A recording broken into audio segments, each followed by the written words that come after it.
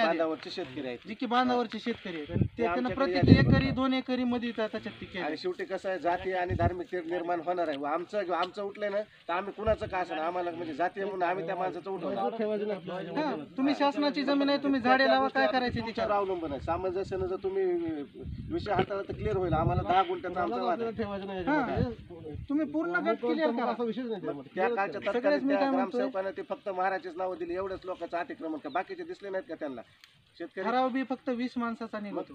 सगळ्या सह्या सगळ्या डुप्लिकेट सगळ्या डुप्लिकेट सह्या. ठराव बी होतं 20 माणसाचंच अतिक्रमण आहे.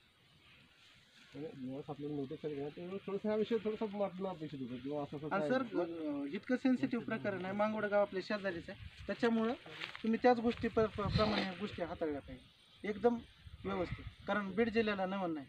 आणि साहेब स्वतः आता मातोश्रीवर गेले, बाळासाहेब आंबेडकर. तिथं बोलणं झाल्याच्या नंतरच मला इकडं मी मध्ये आलो. आम्ही काय दिवस रात्र सकाळी नाश्ता नाही केला मी तोपर्यंत माणसं येते. इसू वडगावला कंप्लेंट घेतली नव्हती, आमची 2:30 वाजता घेतलेली कंप्लेंट. आमच्या विशेष म्हणजे ठराव त्यांना जातं का अटी नियम लागू होते.